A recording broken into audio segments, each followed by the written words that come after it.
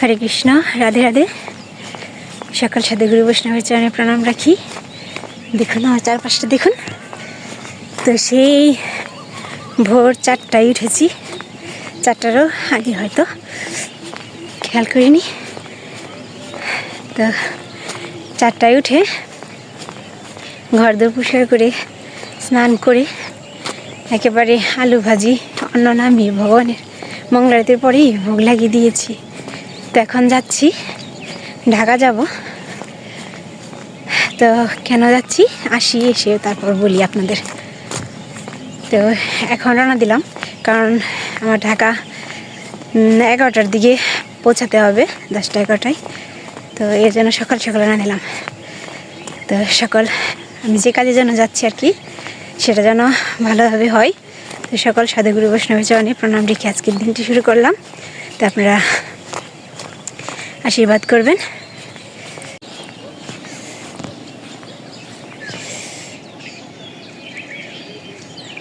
দেখা যায় না, কি কুয়াশা। তো এত শীতের মধ্যে যে অটো পেলাম না, এখন এই যে হেঁটে হেঁটে যাচ্ছি।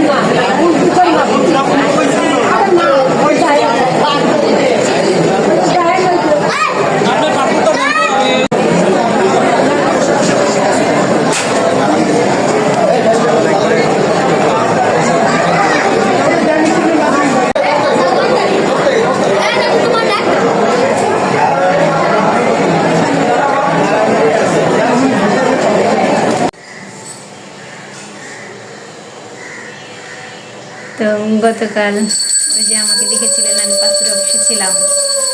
তো গতকাল রাত্রে দিদির বাসায় এসেছি, বাড়ি যেতে পারিনি, কারণ বাড়ি যেতে গেলে অনেক রাত হয়ে যেত, সম্ভবই ছিল না। তো আমি সাবার আছি এখন। তো কালকে এসেছি রাত হওয়াতে দিদির বাসায়, দিদিকে ফোন দিয়েছিলাম। তো আমার দিদির বাসায় আছি, দিদি সেবা পূজা করছে।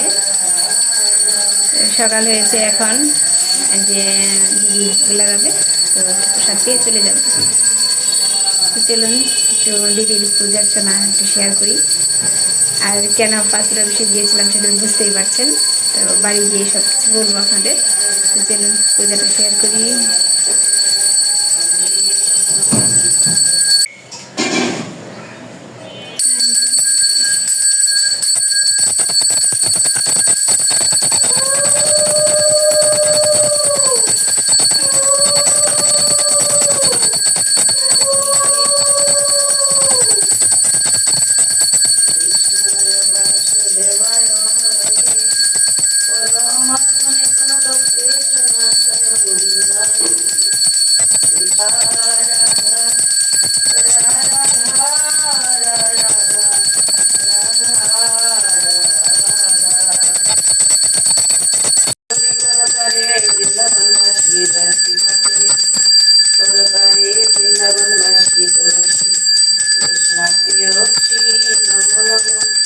তো এই যে দিদির বাসা থেকে এখন চলে যাচ্ছি, তো বাড়ি গিয়ে কথা বলবো।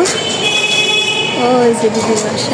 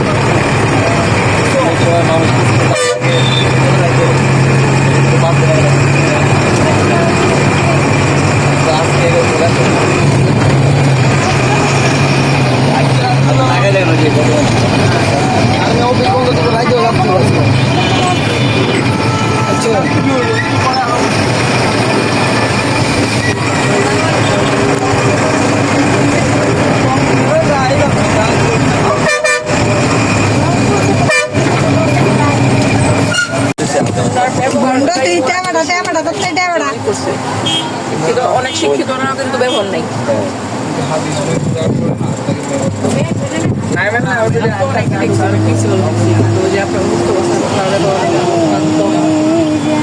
অনেক ভালো এখন যে জাবল মেয়ের বর্তমান যে প্রিন্সিপাল আছে কথা শুনলে 3 গাছ পানি খেয়ে মানে খাটা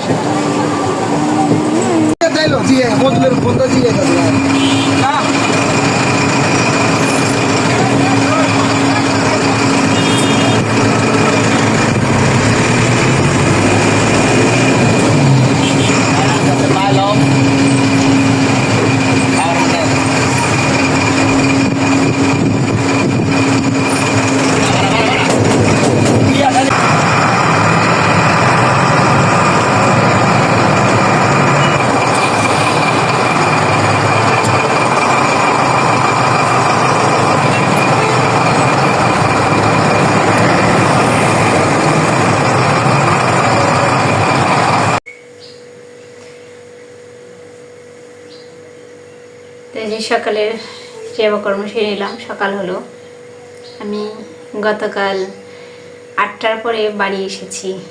আপনারা তো দেখলেন কত জ্যাম, মানে 15-20 বছর কি 10-15 বছরে এরকম জ্যাম দেখিনি আমি। তো পরশু দিন গিয়েছিলাম 6টায় ভোগ লাগিয়েছিলাম, তারপরে একটু আলু ভাজি আর অন্ন রান্না করেছিলাম, ওটা খেয়ে তারপর মানে সেবা নিয়ে বেরিয়েছিলাম। 6:30টায় বেরিয়েছিলাম, 6:30টায় বেরিয়েছিলাম সেই ঢাকা যমুনা ফিউচার পার্ক, ওখানে বাসি ওখানে যেতে হয়েছে। তো আমি ইসকনে বলেছিলাম প্রভুদের যে আমাকে নিয়ে যেতে হবে, আমি তো একা চিনি না, আর ওর বাবা এখানে থাকে না, আমাকে নিয়ে যেতে হবে। যে কারোর পরে এক প্রভুকে রেখে গিয়েছিল যে মির্জাপুর থেকে মাতা দিয়ে আসবে, ওনাকে নিয়ে আসবে।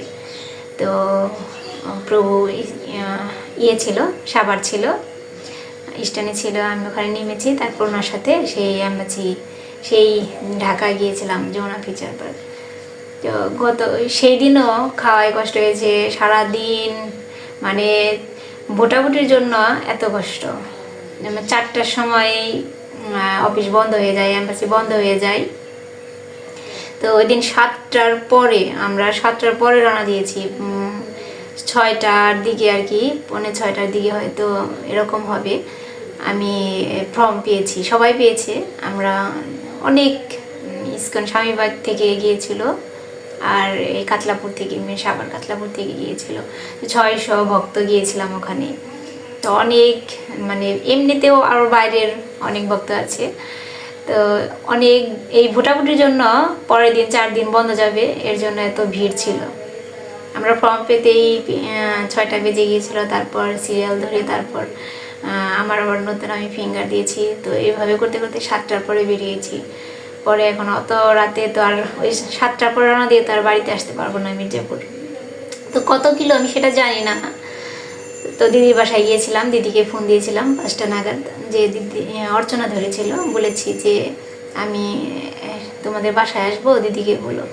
পরে 10টার পরে দিদির বাসায় গিয়েছি, মানে সারাদিন না খেয়ে এরকম কষ্ট হয়েছে আমার, তো গ্যাস্ট্রিকের সমস্যা। একটা নিমকির ব্যবস্থা করেছিলাম প্রবোধের কাছ থেকে নিয়ে, তো 1 প্যাকেট নিমকি খেয়ে জল খেয়েছিলাম 5টার দিকে। পরে আমি 7টার পরে রান্না দিয়ে 10টার পরে বাসায় আসলাম, দিদির বাসায়। তো দেখলেনি, তো দিদির বাসায় থেকে পরের দিন সকালে আবার রওনা দিয়েছি। তো আমি ভাবতেও পারিনি, মানে গোপাল রেখে গেছি, ভেবেছি যে 10টার দিকে রওনা দিলে 12টার দিকে এসে পৌঁছাবো, 2 ঘন্টার রাস্তা, এসে ভোগ লাগাবো। কিন্তু ভগবানের কি লীলা। তো আমি 10টার দিকে আর কি, 10টা বাজেনি, তো 10টার দিকে গাড়িতে ওঠার চেষ্টা করেছিলাম 1 ঘন্টা, প্রায় 1 ঘন্টা, 11টা 3 গাড়িতে উঠেছি। 1 ঘন্টায় গাড়ি, মানে কোনো গাড়ি আর চন্দ্র আসে না, এত কষ্ট হয়েছে, কোনো গাড়ি চন্দ্র আসে না। তারপর একটি গাড়ি উঠলো, বলে 100 টাকা, তো ডাবল ভাড়া, তো 100 টাকা থাক, 1 ঘন্টা ধরে দাঁড়িয়ে আছি। পরে বাসে উঠলাম, তো 11টা 3 বাসে উঠলাম। বাসে উঠে সেই সাভার থেকে পল্লী বিদ্যুৎ পর্যন্ত গাড়ি চলেছে, একটু থেমেছে, থেমেছে, কিন্তু পল্লী বিদ্যুতের পরে যে জ্যাম বাজলো, সেই যে জ্যাম বাজলো, মানে গাড়ি থেমে, তো আপনাদের আমি ভিডিও করে একটু শেয়ার করেছি যে সেই যে জ্যাম বাজলো থেমে থেমে, মানে 2 ঘন্টার রাস্তা আমি 8 ঘন্টা পরে বাড়ি এসেছি। রাত 8টা বেজে গিয়েছিল, 8টার পরে। আমি কল্পনা করিনি এরকম 15 বছর 10 বছরে আমার বিয়ে হয়েছে, এত বছর কিন্তু আমি এরকম জ্যাম দেখিনি। মোবাইল কিনেছিলাম যেদিন, যে মোবাইল দিয়ে আমি যে ভিডিও করি, এই মোবাইল কিনেছিলাম যেদিন, সেই দিন অবশ্য বলি ভদ্র একটু দেরি হয়েছিল দেখে, একটু হয়েছিল, রাত হয়েছিল, কিন্তু এরকম হয়নি, সন্ধ্যা হয়েছিল। কিন্তু এই প্রথম এত বছর পরে এরকম জ্যামে পড়েছিলাম আমি একা, অনেক ভয় লেগেছে। বাবা ফোন দিয়েছে বারে বারে, ছেলে ফোন দিয়েছে, তো আমার এক বোন ফোন দিয়েছে, তো ওরা অনেক টেনশন করেছে, বারে বারে ফোন দিয়েছে। তো বিপদে পড়ে দেখলাম কার কীরকম মায়া লাগে আমার জন্য। তো আমিও খুব ঘাবড়ে গিয়েছিলাম। তো ভেবেছিলাম যদি এরকম জ্যাম থাকে তাহলে মির্জাপুর আমার ব্যস্তের বাসা আছে, তারপর কাকি থাকে, সাধনা কাকি, ওনার বাসা আছে, আরও আছে, কিন্তু ওনাদের বাসায় কাছে আছে, তো যেতে পারতাম। তো যাওয়া লাগেনি, আমি 8টার আগে আর কি, 8টার দিকে আর কি মির্জাপুর নেমেছি। কালিয়াকুর পর্যন্ত এই জ্যাম ছিল, সেই সাভার থেকে কালিয়াকুর ছাড়ার পরে তারপর জ্যাম ছুটেছে। তো অনেক, মানে পরের দিনও কিন্তু খাওয়াই কষ্ট করলাম। সেই দিদি একটু আলু সিদ্ধ ভোগ লাগিয়েছিল, ওই 9টার দিকে সেবা নিয়েছিলাম, আমি 9:30টার দিকে বেরিয়ে আসি। তারপর আমার এক বান্ধবী আছে, অর্পিতার মা, ওনার সাথে একটু দেখা করেছিলাম। তো আমি 9:52 বাজে স্ট্যান্ডে ছিলাম। তো এরকম করে 1 ঘন্টা দাঁড়িয়ে গাড়িতে উঠেছিলাম। তারপর আবার সারাদিন সেই না খাওয়া, 2 দিন যাবৎ না খেয়ে আমি একেবারেই পরিশ্রান্ত, খুব কষ্ট, আমার গ্যাস্ট্রিকের সমস্যা। তো যাই হোক, অনেক কথা বললাম। আমি গিয়েছিলাম কেন সেটা তো আপনাদের বলছি, তো ইন্ডিয়া যাওয়ার জন্য। তো প্রভুরা ফোন দিয়েছিল ইন্ডিয়ায় ভিসা লাগানোর জন্য, তো ভিসা লাগিয়ে এসেছি। তো 1 তারিখে টুকেনে লেখা আছে, 1 তারিখে ভিসাটা পাবো আমি। তো দেখি কবে যাই, তো যেদিন যাব শেয়ার করব, সাথে থাকবেন। আমি যদি ইন্ডিয়া যাই সব কিছু আপনাদের সাথে শেয়ার করব। তো অনেক আশা মায়াপুরের জগন্নাথ দর্শন করব। আমি এর আগে কখনো বাইরে যাইনি, এই প্রথম। তো আজকে এই পর্যন্তই, আমি আবার আগামীকাল আজকে ভিডিও দেব। তো আজকে গতকালের ভিডিও 3 দিনের ভিডিওটা আমি আজকে দিলাম। তো সবাই ভালো থাকবেন, সুস্থ থাকবেন। হরে কৃষ্ণ।